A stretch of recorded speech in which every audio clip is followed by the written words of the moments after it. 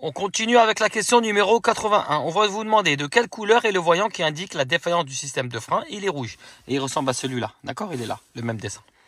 Ensuite, pour la question sécurité, on va vous demander quel est le risque de circuler avec un frein à mal desserré. On va tout simplement répondre que ça dégrade le frein. D'accord? Ça freine mal. On peut dire ça freine mal.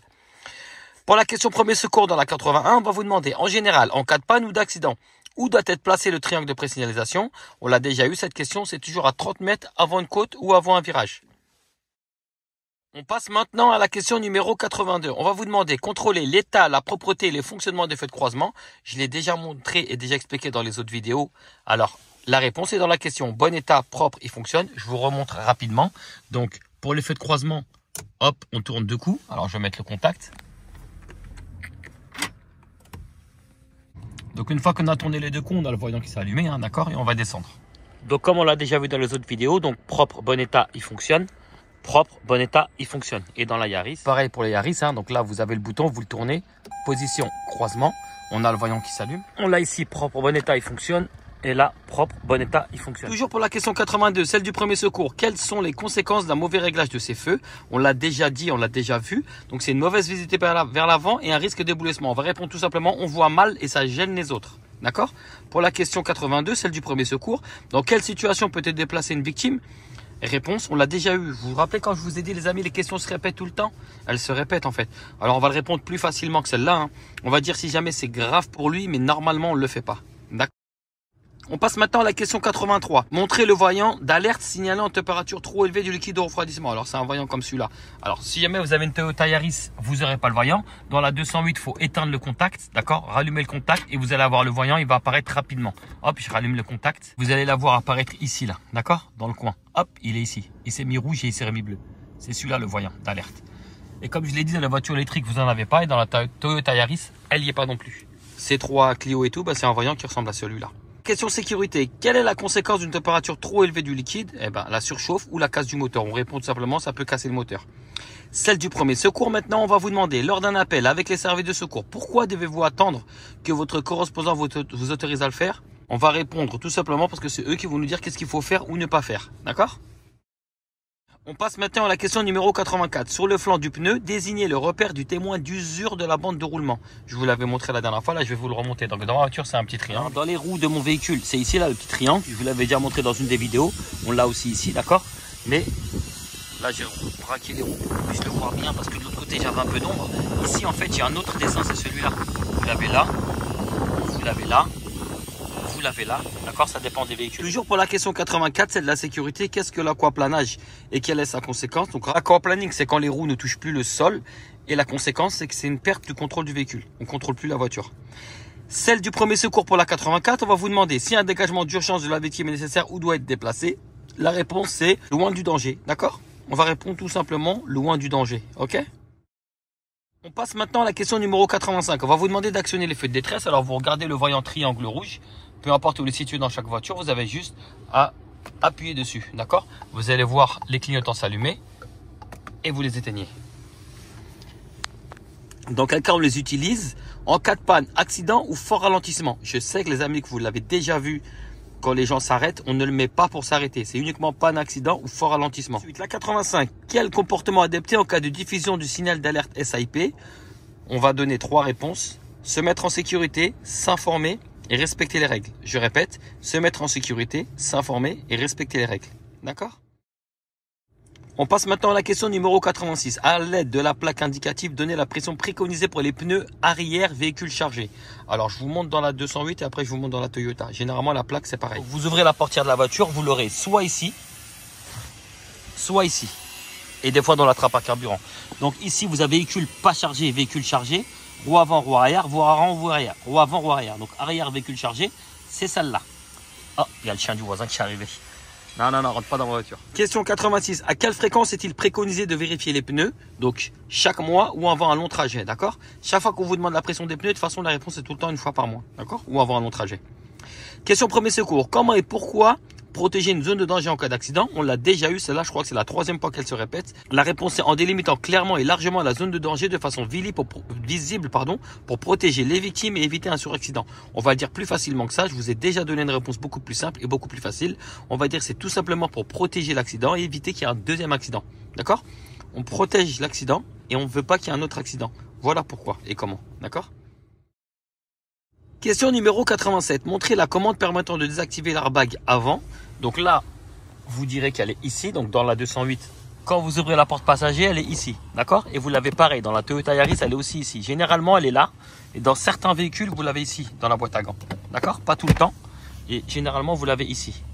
Question 87, celle du premier secours. Dans quelle situation doit-on le désactiver? Quand vous mettez un enfant dos à la route. Donc si jamais vous mettez un siège bébé dos à la route, bah faut le désactiver. Sinon, hop, ça bascule le siège bébé, ça peut étouffer l'enfant et le tuer malheureusement. Question premier secours pour la 87. Quelles sont les conditions pour réaliser le dégagement d'urgence d'une victime en présence d'un danger réel, immédiat et non contrôlable? La réponse est tout simplement la victime doit être visible, facile à atteindre et rien ne doit gêner son dégagement. Il faut être sûr de pouvoir réaliser le dégagement de la victime. Rappelez-vous, on l'a déjà eu et je vais vous donner une phrase beaucoup plus simple. Il ne faut pas qu'on la gêne et rien ne doit la gêner. Je répète, il ne faut pas la gêner et rien ne doit la gêner. Ok?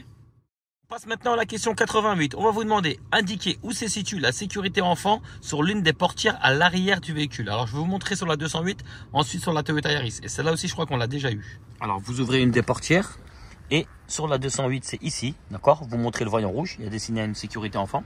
Et dans la Yaris, c'est pareil. Vous ouvrez la porte et quand vous regardez, vous l'avez ici, d'accord? C'est un petit bouton qu'on active.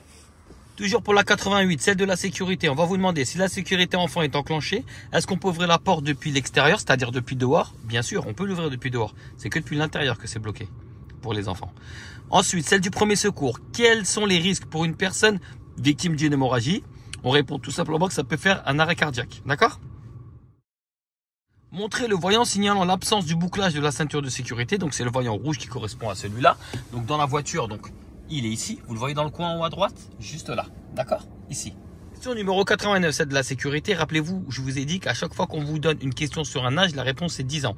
En règle générale, à partir de quel âge un enfant peut-il être installé sur un siège avant, côté passager? La réponse c'est 10 ans. Toutes les questions qu'on va vous poser, vous répondez toujours 10 ans. D'accord? Question premier secours. Comment est composé le signal d'alerte SAIP? Celui-là, je crois que c'est au moins la 4e ou 5e fois qu'il y est. Donc dans cette question-là, le système d'alerte SAIP, je vous rappelle que c'est la petite sirène que vous entendez tous les premiers mercredis du mois. C'est 3 signaux successifs et le dernier, il est en continu. Je répète la phrase plus facilement. C'est 3 cycles successifs et le dernier, il est en continu. D'accord? On passe maintenant à la question numéro 90. On va vous demander, à l'aide de l'accompagnateur, contrôler l'état, la propreté et le fonctionnement des feux de stop. On l'a déjà eu et je vous ai dit, la réponse est dans la question. Bon état, propre, il fonctionne. D'accord? Donc vous demandez à l'accompagnateur, c'est-à-dire votre moniteur, de freiner et vous allez à l'arrière, vous allez vérifier, vous dites bon état, propre, il fonctionne. Et vous montrez les 3. Je vais vous montrer les 3. Donc propre, bon état, il fonctionne. Vous passez au deuxième, propre, bon état, il fonctionne. Et vous montez au troisième, propre, bon état, il fonctionne. Donc pour la Toyota, c'est pareil. Propre, bon état, il fonctionne. Propre, bon état, il fonctionne. Propre, bon état, il fonctionne. Toujours pour la question 90, on va vous demander quelle est la conséquence en cas de panne des feux de stop. Tout simplement, les autres ne voient pas quand on freine et risque de collision. D'accord? Vous dites les autres, ils ne comprennent pas qu'on freine et on peut nous rentrer dedans. Pour la question premier secours, lors d'un appel avec les services de secours, pourquoi devez-vous attendre que votre correspondant vous autorise à raccrocher? On l'a vu, hein. C'est parce qu'ils peuvent nous dire qu'est-ce qu'il faut faire ou ne pas faire. D'accord? Question numéro 91. On va vous demander d'allumer les feux de brouillard arrière et montrer le voyant correspondant. Alors pour la 208, il faut démarrer la voiture pour que les feux anti-brouillard s'allument, sinon ça ne les pas. Alors je vous remontre.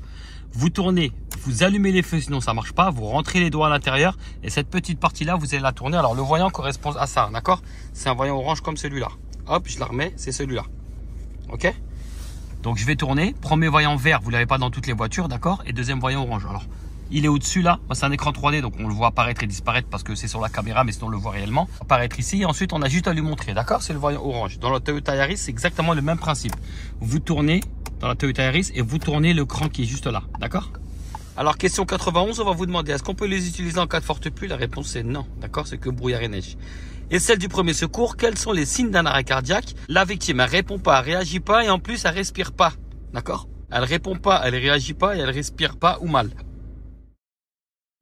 On passe maintenant à la question numéro 92. On va vous demander, vérifier l'état, bon état, propreté, ils sont propres et le fonctionnement, il fonctionne. Des feux diurnes, je vous ai donné déjà la réponse. La réponse est dans la question. On doit répondre bon état, propre, il fonctionne. Qu'est-ce que c'est les feux diurnes? C'est les feux qui s'allument le jour, d'accord? Donc j'éteins les feux si jamais ils sont allumés, d'accord? Je laisse la voiture démarrer, sinon je ne les vois pas, d'accord? Parce que ça marche que quand le véhicule est démarré. Sur la 208, comme le mien, modèle GT ou GT Line, c'est le trait là avec les 3 griffes. Dans une 208 normale, c'est juste le trait qui est en bas là, d'accord? Le trait qui est en bas, c'est celui-là dans une 208 normale. C'est celui-là. Dans la Toyota Yaris, c'est celui-là, d'accord? Donc on répond propre, bon état, il fonctionne. Et du côté gauche, pareil, propre, bon état, il fonctionne. Alors, toujours pour la question numéro 92, on va vous demander quelle est leur utilité. Bah, c'est tout simplement pour rendre le véhicule visible le jour. C'est pour qu'on nous voit la journée, d'accord? Pour la question premier secours, on va vous demander à quel moment on peut mettre fin à un appel de secours. On va répondre uniquement lorsqu'ils nous le disent, d'accord? Et pas avant.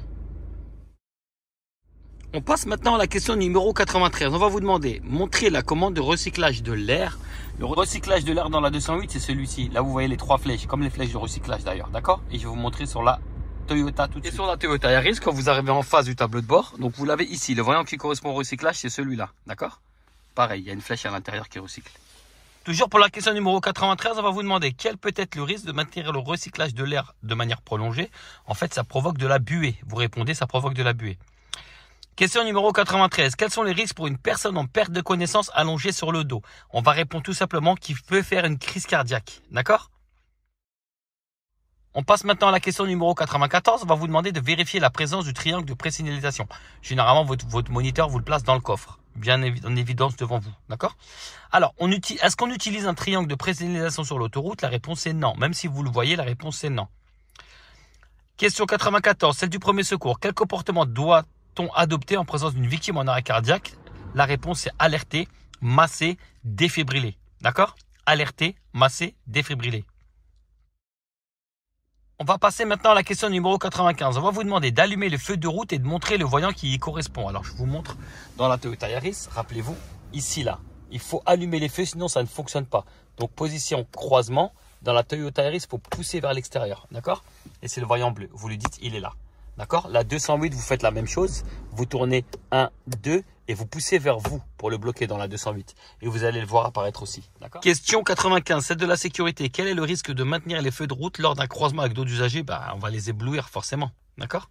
Question premier secours. Quel est l'objectif du signal d'alerte SAIP? C'est pour avertir la population d'un danger imminent ou d'un événement grave qui est en train de se produire. On va dire tout simplement que c'est qu'il y a quelque chose de grave qui est en train d'arriver. D'accord? On passe maintenant à la question numéro 96. Montrer où s'effectue le changement d'une ampoule à l'avant du véhicule. Alors là, je vais vous montrer comment on fait. Je l'ai déjà montré dans une vidéo et là, je vais vous remontrer comment on fait. Alors déjà, pour la Toyota Yaris, quand vous arrivez en face du véhicule, là, vous avez le petit bouton qui tire le capot. Vous le tirez. Vous arrivez devant le capot. Là, vous avez le rond avec le logo. Côté droite, ici, vous poussez vers la gauche. D'accord? Donc, je rentre mon doigt et je pousse vers la gauche. Je vais vous montrer la languette où elle est. Hop, voilà. C'est celle-ci tout simplement que vous tirez vers la gauche. D'accord? Ensuite, vous sortez la barre de son logement. On va la placer dans le trou qui est juste ici. D'accord? Voilà. Une fois qu'on a placé la barre, vous arrivez. Donc vous regardez l'ampoule. Et derrière l'ampoule, vous avez la boîte. D'accord? Elle est là. Vous avez les fils de toute façon qui correspondent aux ampoules. Si vous avez un doute, vous regardez l'ampoule où elle est. Hop, et vous suivez derrière. Ici. D'accord? Il y a des fils électriques qui mènent à l'ampoule. Et pour la 208, quand vous ouvrez la porte, vous tirez ici la languette. Hop. Vous arrivez en face du véhicule et là vous avez le chiffre 2 juste au-dessus là, vous rentrez votre main et hop, vous levez la languette. Je rentre ma main et hop, vous sortez une languette, vous avez juste à la lever. Elle est au-dessus du 2, d'accord? La languette c'est celle-ci. Je la montre bien, voilà, vous avez juste à la lever, d'accord? Pareil, vous avez une baguette, la jaune là, vous la tirez, vous la rentrez dans le trou qui est juste là, d'accord? Pareil, vous regardez où elle est l'ampoule elle est là, vous regardez où est-ce qu'elle sort. Et elle est juste là derrière le boîtier. Toujours pour la question 96, on va vous demander quelles sont les conséquences en cas de panne d'un feu de croisement. Forcément, on voit mal et on peut nous confondre avec un deux roues. D'accord? On répond, on voit mal et on peut nous confondre avec un deux roues. On passe maintenant à la question numéro 96 du premier secours. On va vous demander citer 3 manières d'évaluer l'état de conscience d'une victime. On l'avait déjà eu ça dans les débuts. On lui pose des questions simples, on lui secoue doucement l'épaule et on lui dit serrez-moi la main. D'accord? On lui pose des questions simples, on lui secoue doucement l'épaule, on lui demande de nous serrer la main. D'accord? On passe maintenant à la question numéro 97. On va vous demander de faire fonctionner l'essuie-glace arrière du véhicule. Alors pour ça, on met le contact et ici là, vous avez l'essuie-glace. Vous voyez le bâton, il est sur 0. Donc vous le tournez un cran. Donc je vais juste mettre bien le contact. Je le tourne un cran. Vous allez le voir bouger derrière. D'accord? Hop, voilà. Pour la 208, c'est la même chose. Vous tournez un cran. Presque tous les véhicules, c'est pareil. On tourne soit un cran vers le haut, soit vers le bas, au-dessus du zéro. Toujours pour la 97, c'est de la sécurité, pour une bonne visibilité vers l'arrière. En plus de l'utilisation de l'essuie-glace, quelle commande on peut actionner par temps de pluie? La réponse est le désembuage arrière. On l'a vu dans une des questions qui correspond à celui-là. On vous demande juste, c'est quoi? On vous demande pas de nous le montrer, d'accord? On vous demande, vous répondez désembuage arrière. On passe maintenant à la question premier secours. On voit un petit peu flou, je vais essayer de zoomer un petit peu, voilà. Quel comportement adopter en présence d'une victime qui ne répond pas, qui ne réagit pas, mais par contre elle respire? On la place en PLS, on appelle les secours et on la surveille. Je répète, on la place en PLS, on appelle les secours et on la surveille. On passe maintenant à la question numéro 98. Montrer où s'effectue le changement d'une ampoule à l'arrière du véhicule. Donc je vous montre dans la Yaris et après je vous montre dans la 208. Donc vous ouvrez tout simplement le coffre, d'accord? Dans la Yaris, vous retirez les deux boulons, vous dites c'est ici, d'accord? Dans la 208, c'est pareil. Vous appuyez sur le bouton, vous ouvrez le coffre et c'est ici. Vous avez un petit coffret, c'est à l'intérieur. Toujours pour la 98, celle du premier secours, on va vous demander quelles sont les conséquences en cas de panne du fait de position arrière. Tout simplement, on nous voit mal et un risque de collision. Ok? Celle du premier secours, comment est diffusé le signal d'alerte SAIP? La réponse est grâce aux sirènes, les médias et l'application. D'accord? Sirènes, médias et l'application. On passe maintenant à la question numéro 99. Montrer le voyant indiquant une baisse de pression de l'air du pneu. Alors je vous la montre, je vous l'avais déjà montré dans les précédentes vidéos. Donc là, il faut mettre le contact. Et quand vous allez mettre le contact, vous allez apercevoir ici une petite roue crevée avec un point d'exclamation là. Hop. Voilà, je vais re-zoomer un petit peu. Voilà. Vous allez le voir en bas apparaître à peu près ici. D'accord? Je vais couper et c'est un voyant orange. Voilà. Vous voyez là, un voyant orange avec point d'exclamation, c'est celui-là. Alors on voit flou. Je vais juste essayer de faire en sorte qu'il soit moins flou. Ah, ça sera peut-être moins flou, voilà, vous le voyez là? C'est ce voyant là, ok? Pour l'avoir, le voyant, il faut éteindre et remettre le contact, d'accord? Si vous avez du mal à le voir sur n'importe quel type de véhicule, vous appuyez plusieurs fois et dès qu'il s'éteint, vous rallumez et vous éteignez plusieurs fois le contact, c'est que vous le voyez, d'accord? Alors, à quelle fréquence est-il préconisé de vérifier la pression des pneus? Je vous l'ai dit au début de la vidéo, c'est une fois par mois, tous les mois, d'accord? Alors, qu'est-ce qu'un arrêt cardiaque? Pour la question toujours 99, hein. Qu'est-ce qu'un arrêt cardiaque? C'est tout simplement le cœur qui fonctionne pas ou mal. Ça là aussi, je crois qu'on l'a déjà vu. Maintenant, on passe à la question 0, 0, 0, c'est la 100e. Montrer où s'effectuent les gicleurs de lave-glace. Et ça, je l'ai fait dans la vidéo précédente, celle qui était juste avant. Je vais vous montrer tout de suite. Sur la Yaris, c'est très simple, là, ils sont visibles. Vous les voyez juste là. Donc l'eau, elle sort de là. Sur la 208, ils sont un peu plus cachés. Ils sont à l'intérieur ici, là. Vous le voyez juste là, le gicleur, il est ici. Sur la 208, il faut vraiment se mettre en face ici pour le voir. D'accord? Vous dites, ils sont juste là. Pour la question 00 sécurité, quelle est la principale conséquence d'un dispositif de lave-glace défaillant? Tout simplement, on voit mal et ça nettoie mal. D'accord? On voit mal et ça nettoie mal. Pour la question 100, celle du premier secours, c'est quoi un défibrillateur automatique? C'est tout simplement un appareil qui sert à rétablir le cœur, d'accord? C'est une machine pour faire redémarrer le cœur, ok? On répond, c'est une machine pour faire redémarrer le cœur. Voilà les amis, j'espère vous avoir aidé, avoir été utile avec les fameuses 100 questions. Comme je vous ai dit, les 100 questions, elles se répètent. Il n'y en a pas 100 en réalité. Il y en a à peine 40 et elles ne sont pas éliminatoires. Donc même si vous ne connaissez pas les questions, c'est pas grave. Ce n'est pas éliminatoire. D'accord les amis? Bon courage à tous. Si vous avez la moindre question, le moindre doute, n'hésitez pas. On est disponible sur tous les réseaux, même si vous ne faites pas partie de notre auto-école. Bon courage à tous les amis.